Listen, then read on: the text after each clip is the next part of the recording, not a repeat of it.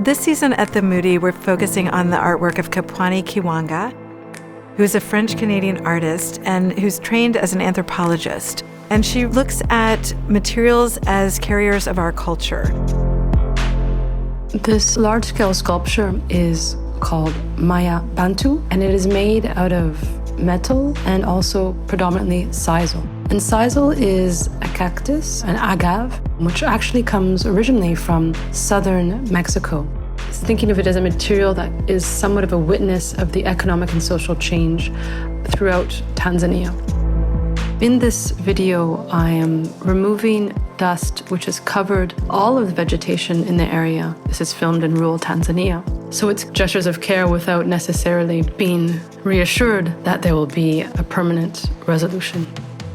For the installation Dune, one finds fracking sand covering the entire exhibition space. One of the raw materials of glass, being the silica found in sand, was of interest to me to create forms that grew out of the base of the sand. The desire to work with the fracking sand was to question how a material which is so benign somehow, through years, has become quite a contested material.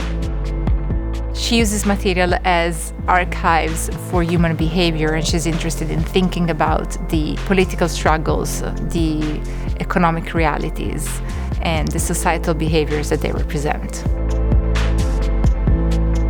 For our signature Dimensions Variable series this season, we've issued 2 very open-ended invitations to 2 extraordinary artists.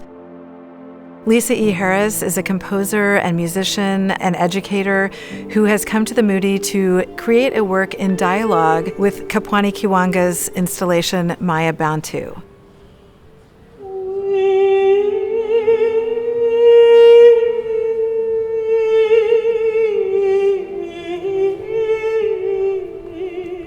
I didn't want to be in contrast with it.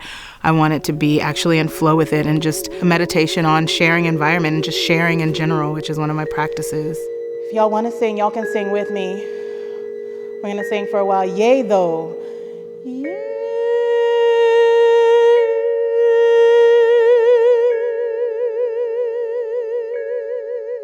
I want the idea of space, which we've all come accustomed to, it's been in our language and distance has been our language, to kind of embrace that as a comfort thing. Like, how does distance or duration feel warm?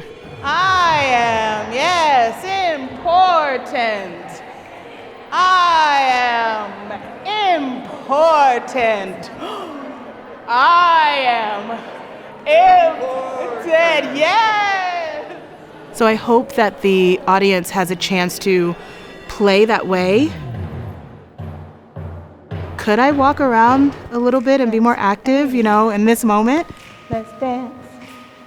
So it's just shifting how we receive performance. What is it to receive? Like, can we actively receive, and where are we giving?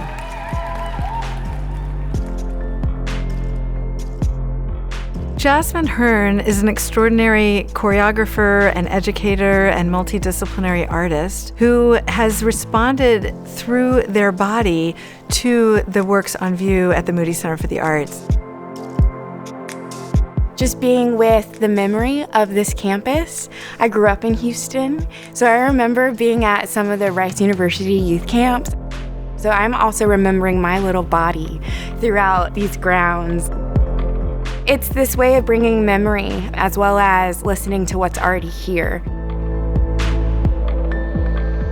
I've been doing solos that last from an hour and a half to 6 hours of moving without stopping.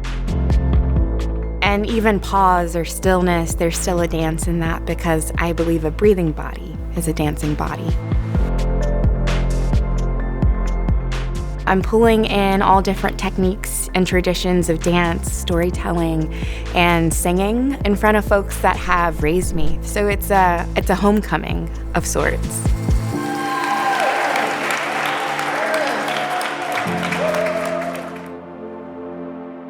So in the fall of 2021, the Moody launched a new series, the Moody Project Wall, taking a really prominent wall space inside the Moody's building as a platform for an original work of art.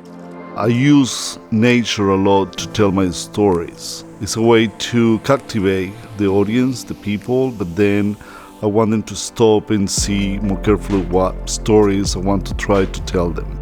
The image makes reference to this myth from Venezuela, which is a myth about Maria Leonza. So in this myth there is influences of Catholicism and indigenous belief and African influences as well.